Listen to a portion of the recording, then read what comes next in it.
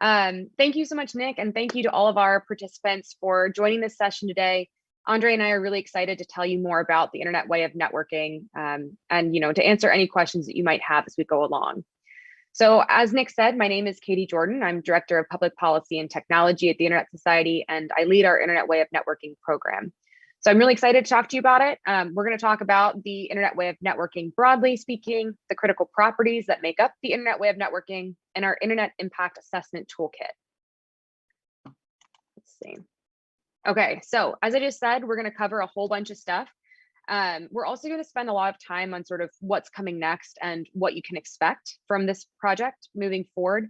But we really want this to be a discussion. So, as Nick said, please make sure to put questions in the Q&A, raise your hands if you have questions. If there's things you're thinking about as we go along, please don't be afraid to interrupt and ask questions along the way, because I know that some of this information is fairly technical. And so if you have questions in the moment, we're happy to pause and answer any of those things. Okay, so let's start off with a little bit of context on what we're doing, what's happening, where we're going, all of those good things. So we know that governments have an important job to play. They need to protect their constituents. They have good goals on how to do that, but they don't always understand technology and what goes on behind the internet. It's sort of fundamental infrastructure and the things that underpin it. And so it's very easy for them to make mistakes along the way that can impact the internet's overall ecosystem. So, for example, intermediary liability protections. Many countries around the world have intermediary liability protections. And there's a big conversation now about, potentially changing those things and dealing with content moderation. And it's a good goal to want to get hate speech or misinformation off the internet. But a lot of governments are starting to approach this in a way that conflates infrastructure to the same role as platforms. And in doing that, there's a really big issue where they're accidentally impacting infrastructure in ways that they don't intend and in ways that don't actually meet their goals. So we need to help policymakers and technologists to better realize their goals and meet their goals without harming that critical infrastructure that we all rely on for many more things. So here are just a few examples of things that have happened in the last year or so, of examples of policymakers and technologists who have good goals but are approaching them in the wrong way. And you can see this is everything from the TikTok challenges we had in the United States to different penalties for tech giants, attacks on encryption, a whole bunch of stuff on intermediary liability. And this is just a snapshot. There is so much happening around the world every day that could impact the internet and its ability to grow moving forward. So how has the internet way of networking helped you? What is this actually about? Why does it matter? What's going on here? So in the last year and a half now, governments were largely not prepared for the coronavirus pandemic. I don't think any of us were really prepared for what this last year and a half has looked like.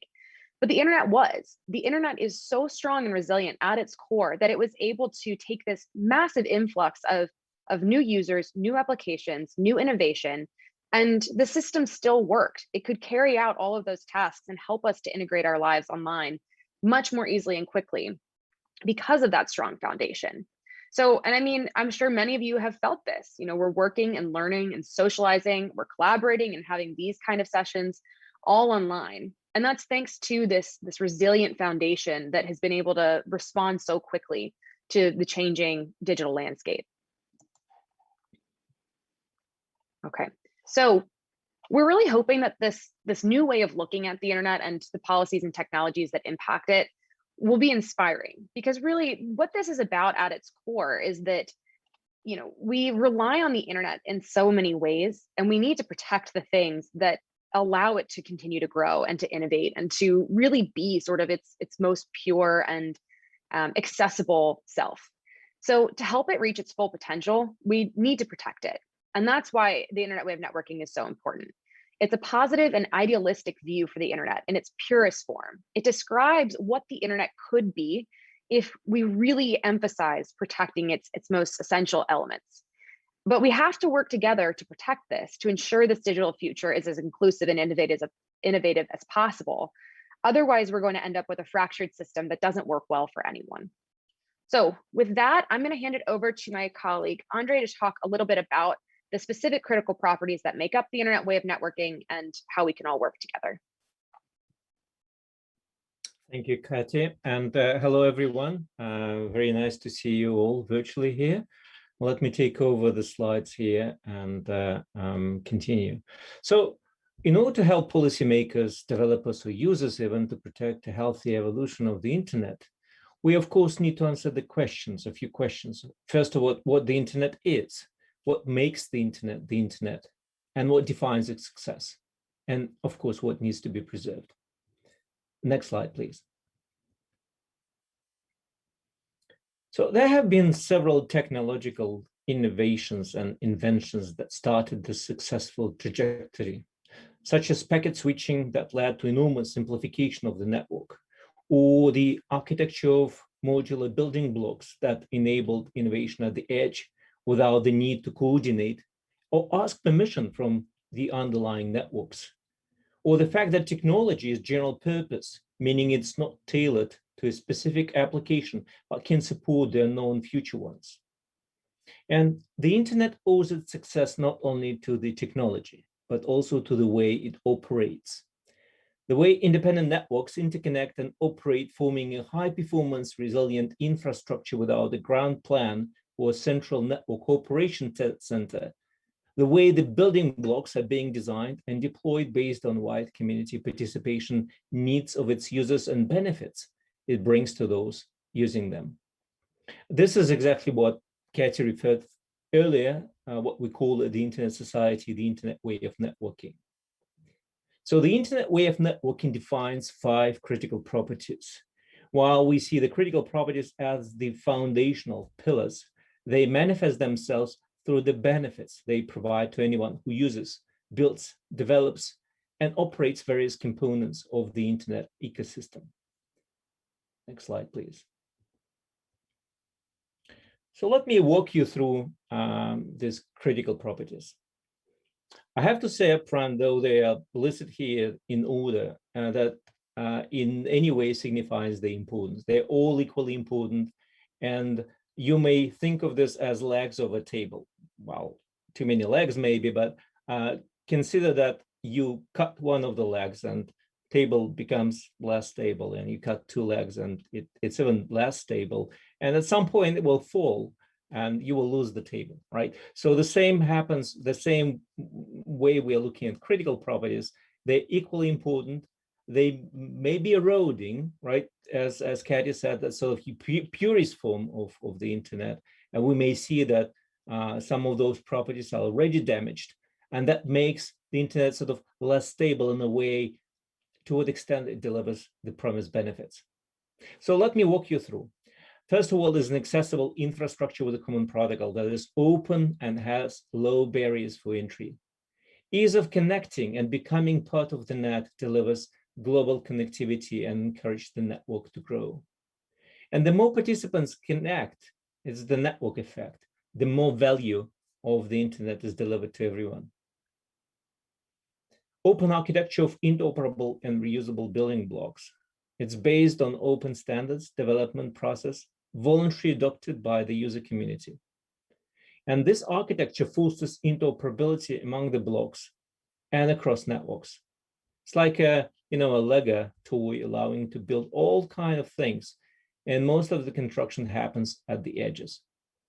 And the beauty is, one, the developer doesn't need to reinvent the wheel. They can just use components that are already being developed and tested to build new things. The centralized management and a distributed routing system, they ensure scalability, resilience, and agility. Every participating network, in fact, makes own decisions based on local conditions with minimum coordination. And yet, that ensures that in most cases, packets go from the source and reach the desired destination. So it's a wonderful ecosystem that we created. Common global identifiers, such as IP address space, but also other namespaces like DNS is probably the most prominent one. They are unambiguous, they're universal, and what's important here is consistency. So they deliver a consistent, coherent view of the entire network without fragmentation and fractures. And last but not least, technology neutral, general purpose network, which is simple, adaptable.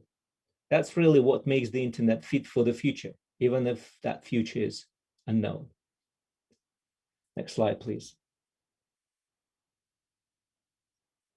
All right. So understanding the foundation of how the internet works is very important. As with other ecosystems, forestry, for example, a seemingly irrational intervention may have long-lasting negative effects, affecting the future of the system. At the same time, the internet is constantly evolving, and regulatory requirements or technology developments, user demand, they are part of this development. So when a significant construction project is planned, say building a highway, or a new regulation is proposed, well, again, in this kind of automotive area, changing speed limit,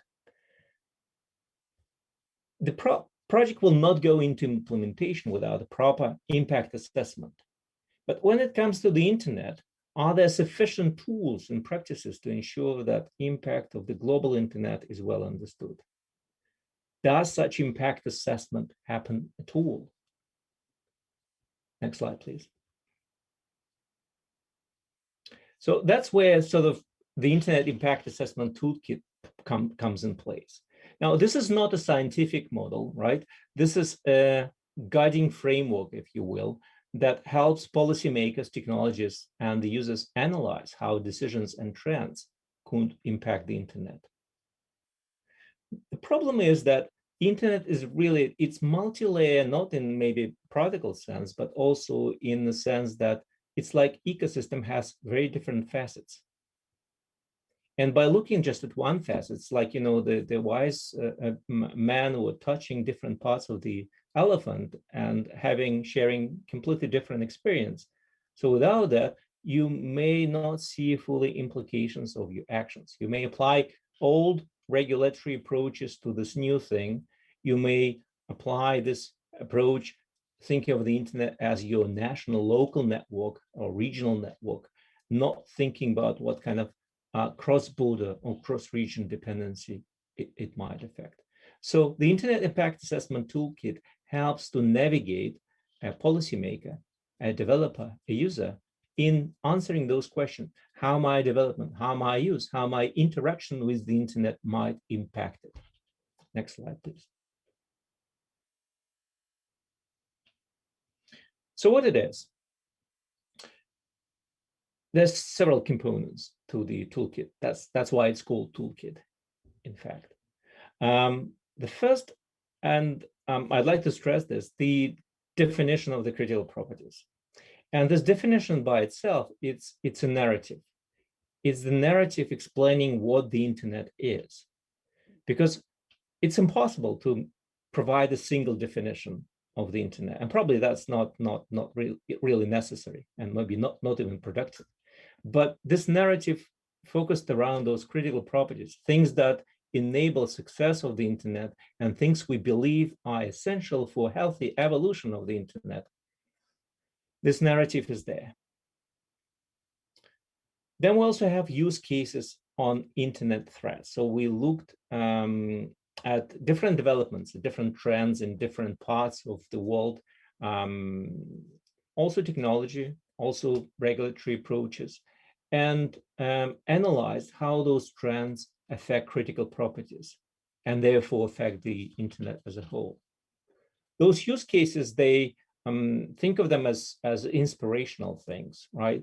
But we also use them to validate the Internet Impact Assessment Toolkit ourselves, right? So you can create a nice narrative and devise critical properties, but if it's impossible really to apply to a real life situation, what's the utility of the toolkit? So those use cases help you to understand the utility of the toolkit and help you to maybe use some of the components of those use cases to apply or to try to apply the impact assessment toolkit in your particular situation. We have infographic questionnaire. I think that's the one on this screenshot, which sort of navigates you through the questions you would ask while looking at specific development. Promotional video, FAQ, and more things are coming. Next slide, please. Right. Now, so yes, we're not saying regulation is necessarily bad, right? It's not an anti-regulatory toolkit. It's Internet Impact Assessment Toolkit.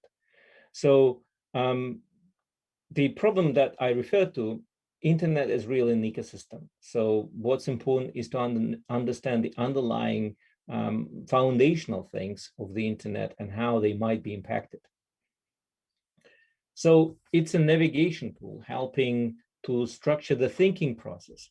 It's not a sort of algorithm that will say, yes, this will impact and this will not impact.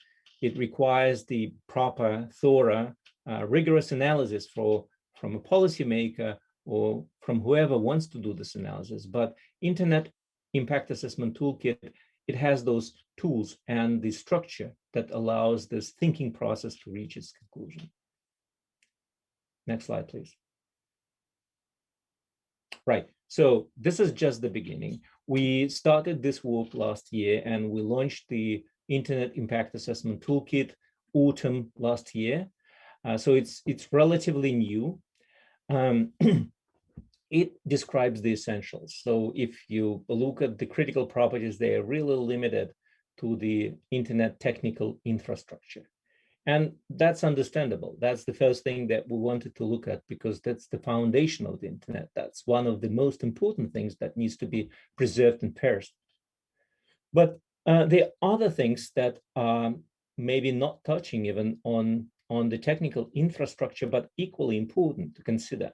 So we are looking at the mission, what is part of our mission to preserve open, globally connected, secure, and trustworthy Internet to those things, and seeing what is necessary behalf of this healthy technical infrastructure to reach those qualities of the Internet.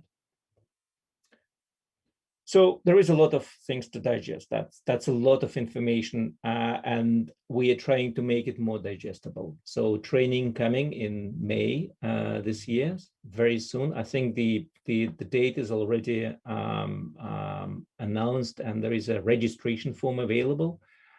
So please, I hope you're interested and will enjoy this training. We need to expand the toolkit with the case studies. Those are the things that really demonstrate the value, the utility of the use case, and also by working hopefully together with the community on those use cases, we can improve the toolkit itself. It's not something that, it's not a gospel, it's not something cast in stone, it's a living thing, right? So we apply this and we improve the tool that we have as a community. So yeah, we want to work with you, with all other stakeholders to apply this toolkit as much as possible to understand its utility, but also its deficiency and help us to improve it. Next slide, please. I think that was my last slide, Katie. I think you're taking over now. Yes, exactly. Thank you so much, Andrei. And thanks everybody for following along so far. As Andrei said, we know that this is potentially dense material. And so please do start thinking about your questions and putting them in the Q&A or raising your hand. But as we're waiting on that, the thing to do now, I think, is to look forward. And there's a lot that you can do to help or to get involved in this work if you're interested. And we really do think that this is something that applies to everyone, regardless of where you live or sort of what your role is. We should all be thinking more about the infrastructure of the internet in our day-to-day work. So I think one of the best things that you can do is to register for that e-learning course that's coming in May. And we'll put the link in the chat in just a minute, but that course is set to begin on May 17th. And we've got about 6 modules that should take you between 30 minutes and an hour each that will really help you better understand the critical properties that make up the internet way of networking and sort of how to apply them, how to use them, what's going on in the sort of ecosystem today, and hopefully help you to better apply it to your own work. Another thing that you can do that would be really helpful is to share the internet way of networking resources on social media or through whatever networks you already have, and to tag experts and influencers in those posts, because we really do want to start getting this sort of more into the common narrative and getting it in front of the people who can make big differences by applying it to their work. One of the biggest things that the team is trying to do this year and that we could really use your help on is to reach out to policymakers and their staff. And so this could be everything from educating them about the internet way of networking and the Internet Impact Assessment Toolkit. You could encourage them to take the training that's coming in May. You could ask them to publicly acknowledge the importance of the internet's infrastructure and of the internet way of networking. You could urge or petition them to conduct an impact assessment on their policymaking issues.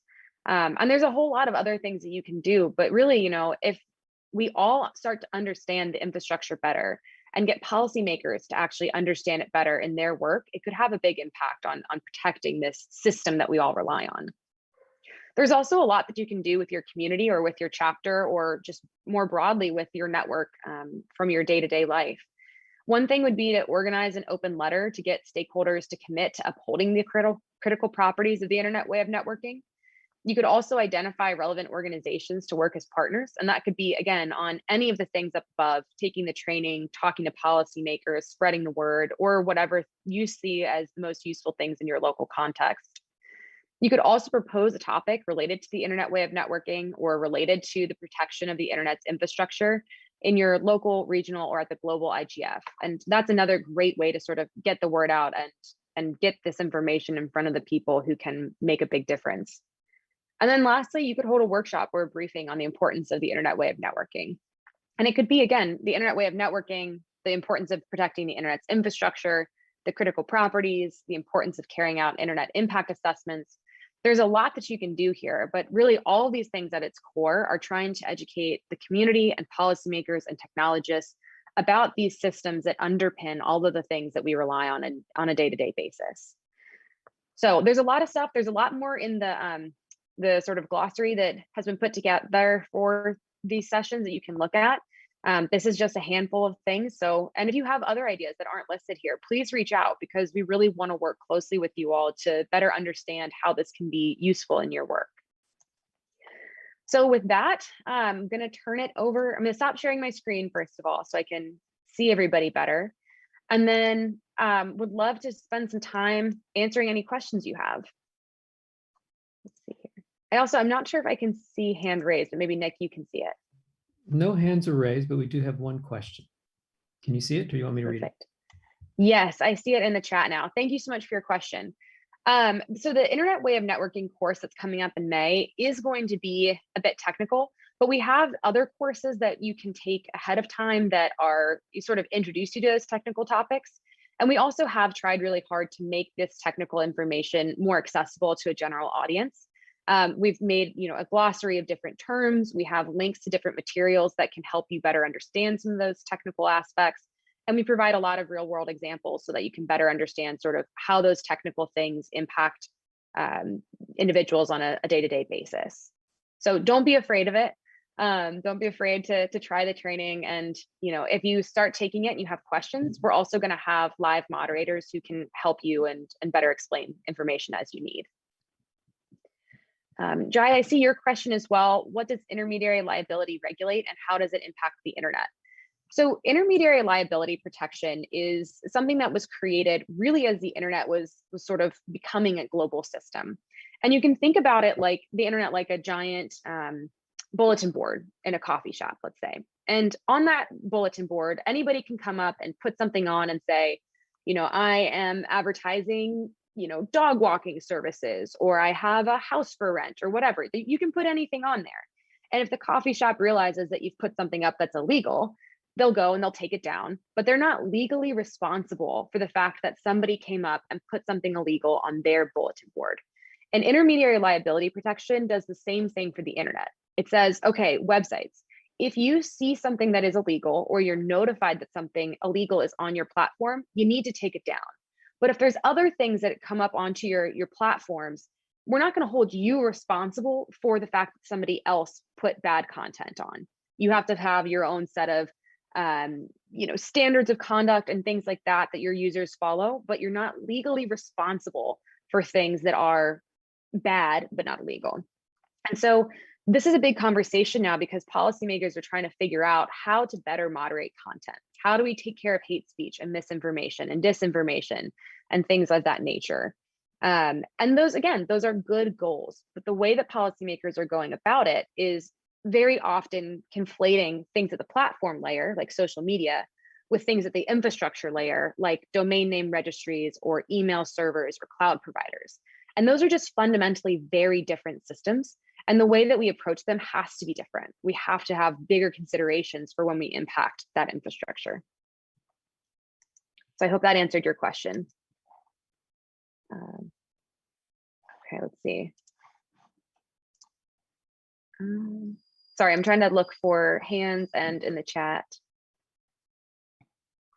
Does anybody have any additional questions? I'm also happy to put the slides back up and we can go through some of the things that may be more technical or that may be sort of sticking points.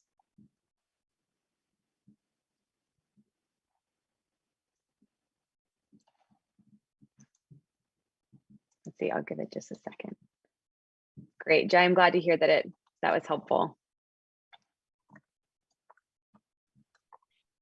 Katie, I was wondering, do you have an example of a policy in mind that is, you know, out there and how it would work in the flow of the toolkit to show that, you know, this seemed like a good idea until that we asked these questions and then got the answers and realized, no, it's not a good idea. Absolutely. And thanks, Kelly, for that question. I think intermediary liability protection is an easy one to start with because it's such a hot topic right now. And a really good example from the United States, at least, is that policymakers wanted to, again, better protect their constituents online. And so a group of senators in the US got together and created something called the PACT Act that would essentially influence sort of what social media platforms are reliable for or are liable for. And it's a good goal, but the way that they went about it would have impacted, again, cloud providers, domain name registries, email servers, all sorts of things at the infrastructure layer. And so we worked really hard to help them and other policymakers understand what the impacts of that could look like. And, you know, with intermediary liability, there is an argument to be made, or it's a good goal at least, to want social media platforms to do better about the content on their sites. But we really don't want things like cloud providers and domain name registries having the same layer of detail into what we're doing online. You know, if I store something in my Google Cloud, for example, my Google Drive, I want that to be incredibly secure. I want to have strong encryption. I want to have all the privacy and security practices in place. I don't want anybody looking at my stuff in there because I've got, you know, my banking information, my tax information, all sorts of forms in my Google Drive. And so inherently, I do not want the platform to be, you know, liable for my content because I don't want them to see my content. That's very different from something like Twitter, for example, where your content is by and large out on a platform. It's just a different kind of means of communicating and means of exchanging information that should have different protections for it. But Andrei, do you want to give an example maybe on the technical side, maybe new IP? Yeah, sure.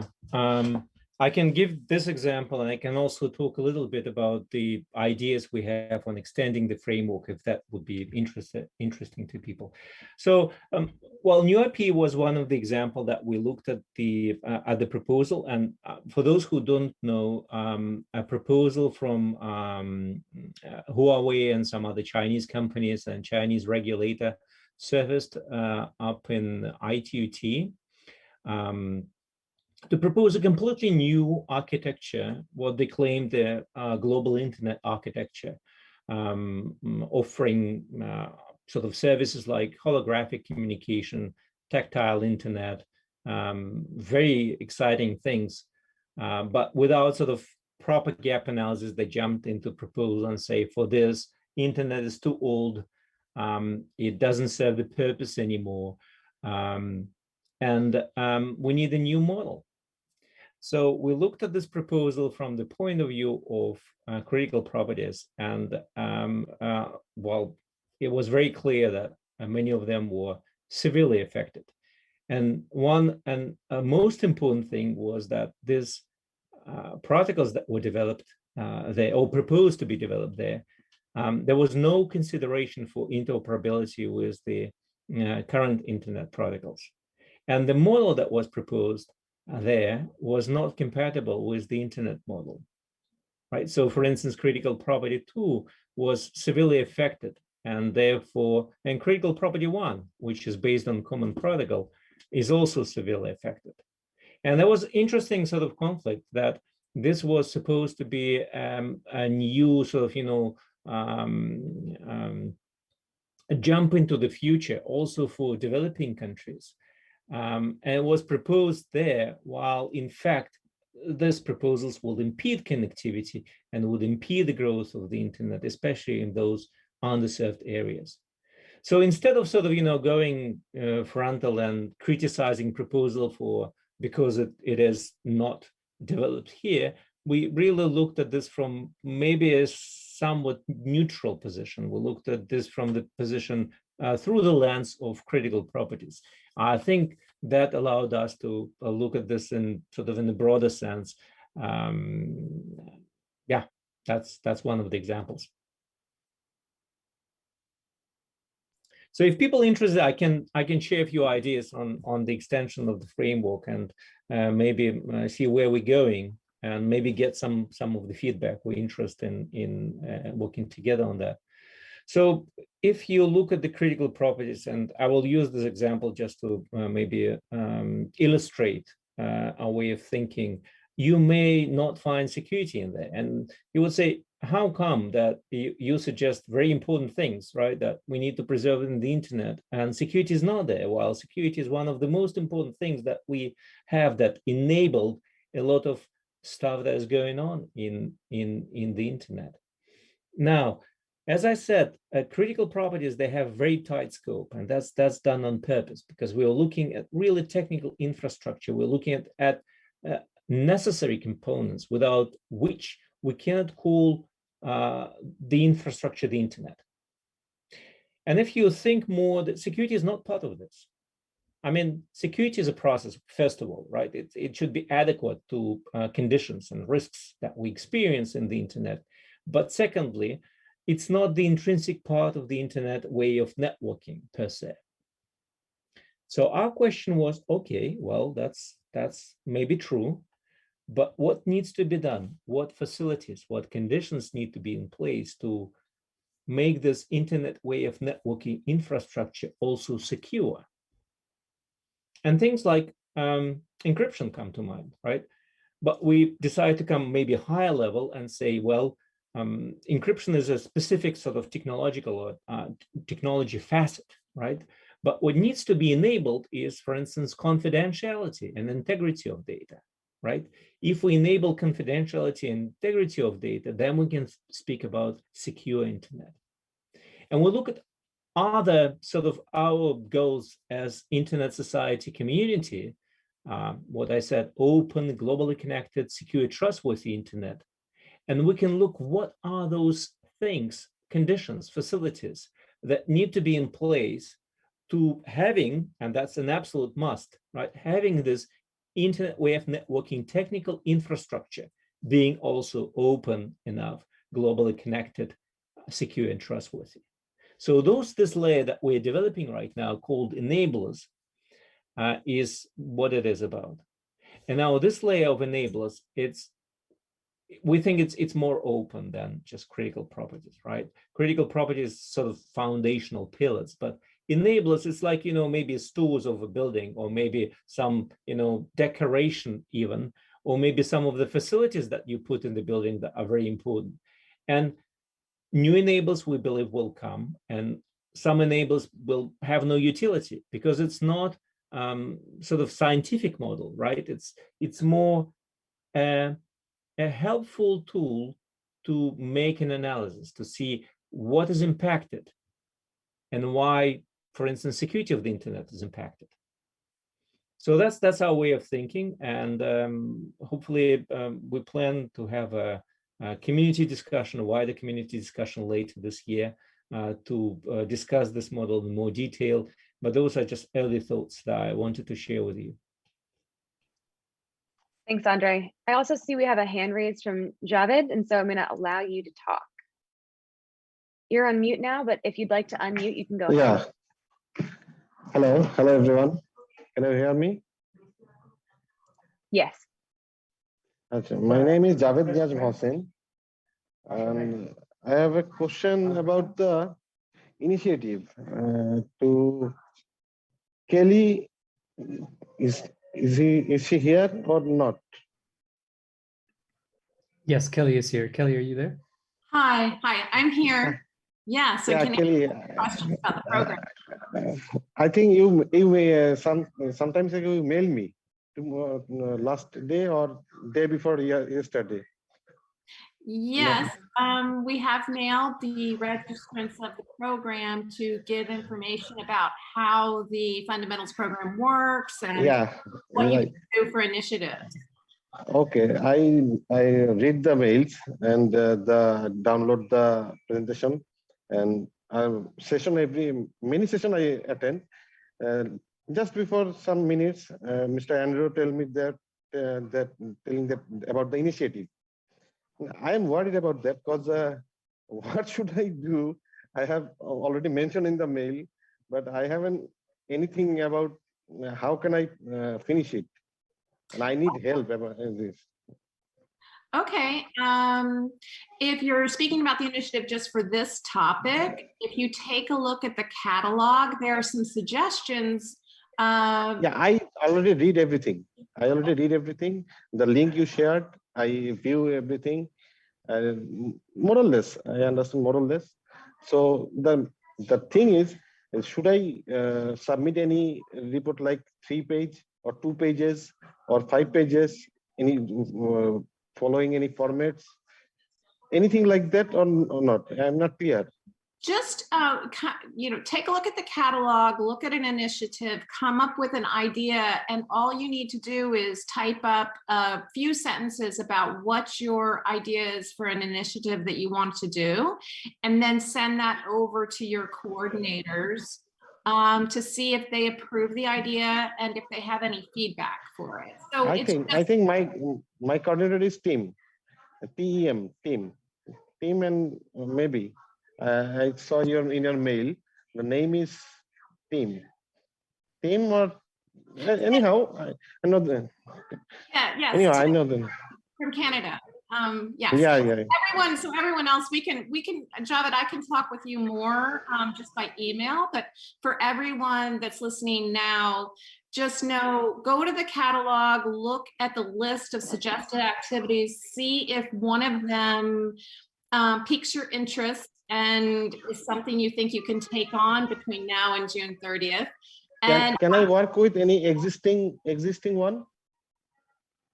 I'm sorry, I'm not really understanding what you mean. The existing work is going on, and I just involve in. It should be a new activity. Okay, got it. Yeah, that's the idea. So then send. Okay, I will talk with you later on in email. Okay, perfect. And then for everyone else, just like I said, send an email to your coordinator, let the community engagement manager know if you don't know who the coordinator is. And then just, come up with an idea, email them, describe what you are interested in doing and see what their feedback is, see if they approve, and then go ahead, do the activity. Then the coordinator will post your activity to their social media or their website. And then there's a link for you to fill out information about it, and you'll receive a certificate if all of this is done before June 30th. So everyone that's on this call will get another email after the session with everything you need to know. And that's actually probably a great time to hand it back to Nick to talk a little bit more about that and to wrap us up. But thank you guys so much for your questions. And if you have other questions, we are here to answer them. Our email addresses are just our last names @isoc.org, and we're always around to chat more. So thanks so much. Thank you, Katie. Before you run away, two things. One is, Kelly, can I borrow brain cells and can you get the page up that maybe you can share the portfolio of initiatives? Sure, will do. And then Katie, while we're waiting for that, I was thinking that, this time last year we were talking about consolidation, and this has kind of morphed into this discussion about the internet way of networking as well. And now these questions that are coming in as far as what initiatives people can do makes me think, well, Bree, how do we bring this down to a grassroots level? These are great principles that we're touching on, and they are very significant and very important into the health of the internet. But bring it down to the level of what we saw from Javed. What can people do, and how can they approach their local authorities, or how can we help them engage? Is the question. Yeah, absolutely, and I really appreciate that. So I think there's a few different ways to approach this. One, I really would recommend taking the training that's coming up in May, because it'll give you a much closer look at what we're talking about here than what Andrei and I can do in 30 minutes or so. And I think that's a great way to sort of see how this is playing out in your local context. Oops, thanks, Andrei. I just sent something to the wrong group. How this is playing out in your local context and sort of what this means on the ground. Then what I would do is I would start reading sort of your local news or your regional news to see what policies are being considered, what trends are coming up, what are policymakers and technologists worried about, and start to look at those and think to yourself, could this thing that on the surface looks like it's only dealing with, social media or web search or something like that, could that actually impact the way that the internet works? Does this have implications beyond my own country, beyond my own borders? Are there things going on here that are going to impact the rest of the world in the way that they connect with me and my country? Because that's really what it comes down to. If we don't get this right, if we don't protect this infrastructure, there's a serious risk that we end up with a series of fractured internets where every country or region has its own experience, and it makes it much harder for us to talk together, work together, collaborate, or even see the same information. So we need to start working on this now before we get to that point. And it's really important to start working within all of our own countries to make sure our policymakers understand that the decisions they make today are going to impact everybody that gets onto the internet in the future.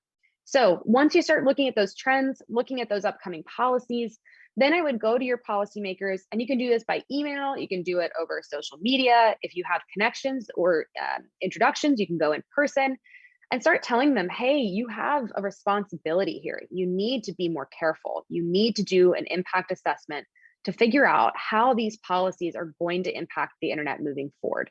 You can help them use a toolkit. You can tell them to take the training. You can talk to them about the training or the trends and the policies that you're seeing, but really start to push them to consider this global network of networks when they make decisions that they think are only going to be within their own borders. Thank you, Katie. Kelly, do you have the webpage up by any chance? I did share it, but I'll share it again. Oh, do you want me to share it? If you can. Oh, okay. I'm so sorry, everyone. I put it in the chat. I will share my screen.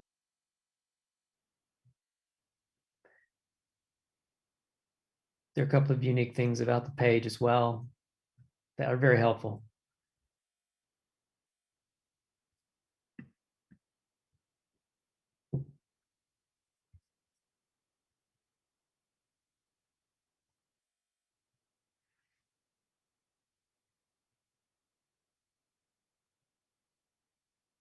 Thank you, Kelly. Yeah. What's I think, and Kelly, we were talking about this yesterday, actually, the drop-down menus here that we have. It's not only the subjects, it's also the audience that you might be wanting to speak to. And then we have the level of difficulties, yeah.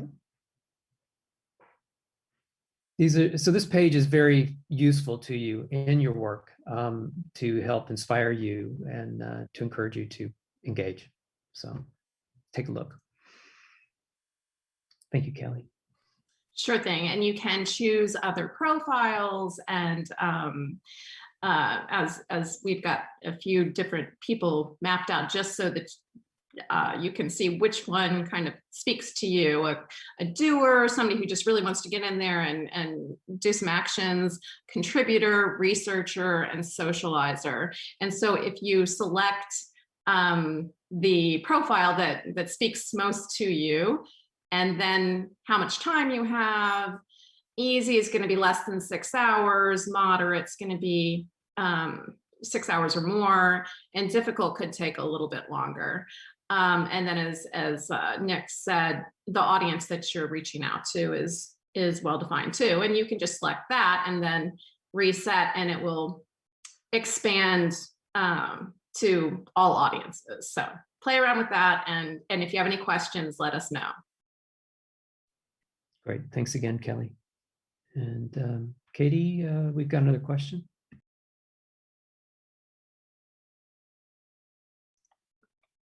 Yes, thank you. So that's a really good question, Megan. So let me see, I'm sorry, this is 2 questions. As far as whether or not it's going to be taken up by the Biden administration, it kind of remains to be seen. I'm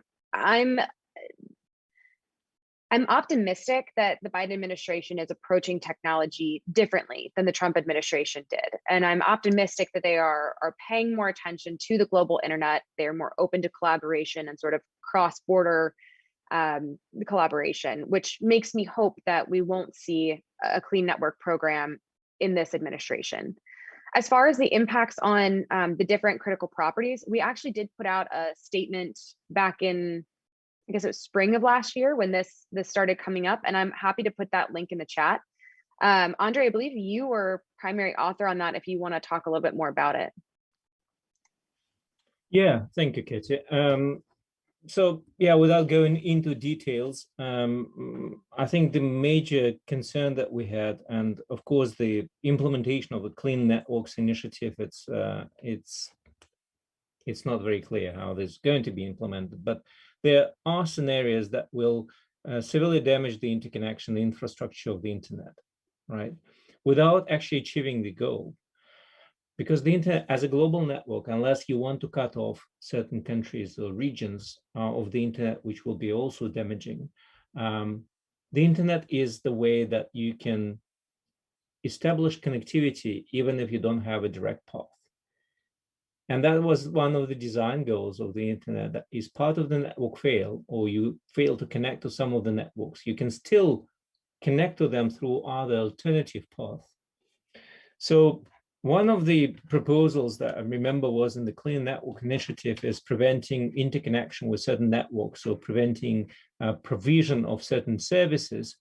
And that really undermines the voluntary sort of autonomous decision-making of networks and working on the routing system. That will lead to nothing more than, or nothing less, let me put it that way, that suboptimal infrastructure, or sometimes breakage of connectivity. So this is one way when you look at the internet, maybe from the perspective of a telephone network, when you say, hey, I build a wall here and I build a wall here and I'm secure. But I mean, now everyone realizes, internet or not, that you cannot be isolated from the internet if you want to participate in it. Internet is intrinsically an open system. And if you want to harvest benefits, you need to bite the bullet and achieve security by other means than just isolating yourself or isolating other networks from the internet. So that's the substance, but I see Katie shared our statement. I think it contains more details about this. Yes, and thanks very much for your question. Let's see here. Does anybody else have any questions or hands raised? I see no hands. Okay, well, if that is it for the questions, I have a couple of wrap-up slides. So I'm going to take over and share my screen. This is meant for our fundamentals participants. You may be familiar with this. I won't go through all of the dots, all the colored squares. Basically, what this says is what Kelly was explaining earlier, the process. Now that you've gone through the session, what you want to do is think of an initiative to perform in your community. present that to your chapter coordinator, get a sign off, perform the initiative, and then once it's approved, you want to post it to your chapter media. And then you get a certificate. And we've done the Q&A, and then we do the thank you, and that's where my part ends. So any final words from Katie or Andrei? I just want to say thanks so much to everybody for your participation. We really appreciated it and appreciate all your questions. My final plug, I know I've said it probably 4 times now, but please do register for the training that's coming up in May. I think it's going to be really helpful, and it's a great way to better understand sort of how the infrastructure of the internet impacts your life, which may be kind of surprising, which I think is important. So take a look at it, check it out. If you have questions, don't hesitate to reach out. Thanks. We have a question. Is there a certificate to be earned from the, I guess you mean the Internet Way of Networking? Yes, of course. As long as you have been registered for the fundamentals course and have contact with your chapter coordinator, then you should be all set. If you have questions, you can write to me or Kelly or your chapter coordinator, and we can answer your questions. So again, thank you, Katie. Thank you, Andrei. And thank you, everyone who's participated today. We really appreciate your time, and I hope this is very helpful. So, and thank you, Kelly and Jolie. All right, that's it for today. Thank you all. Thanks, everybody. Thank you, everyone. Bye. Bye-bye.